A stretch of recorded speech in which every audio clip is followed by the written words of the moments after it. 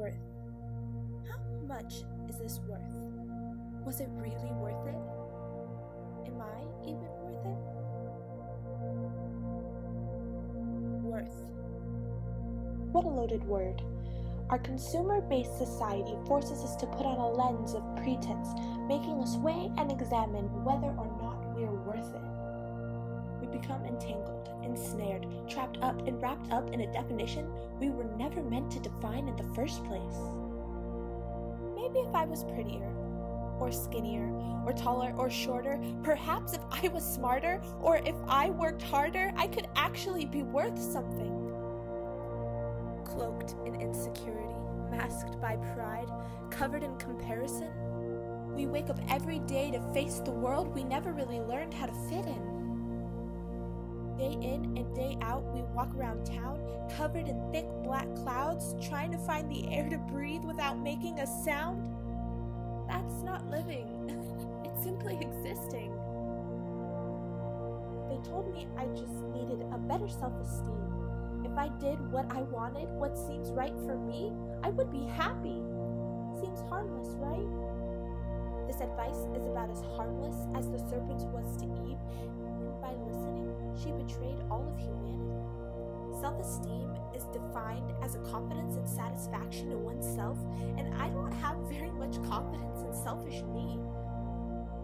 I don't have the capacity or the ability to define who I'm meant to be.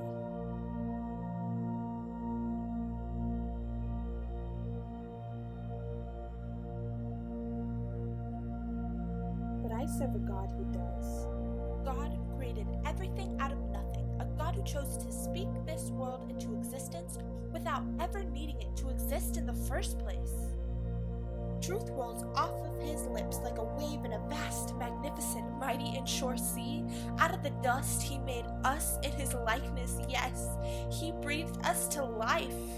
Though we would ignore him, hurt him, betray him, and follow our hearts, he chose to redeem us through a man named Jesus.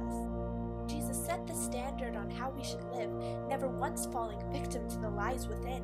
He lived to serve and died to save, also we could have another chance to live again. So rather than focus on building my self-image, I choose to stand my ground as an image bearer of God. I will build my life around the words he spoke and tear down anything that tells me otherwise. He calls me free, redeemed, saved, and clean. I call him Abba, Savior, Holy, my King. His truth is sweet and his love is sweeter, but his commands are where it gets a little bit trickier. To live for Christ is to die to the world and everything that comes with it, including my faulty misconceptions about what it means to make it, what it means to be worth it. So you decide. Will you continue to walk on a path with no end in sight, or will you offer up your life as a living sacrifice, not to find your own worth, but to worship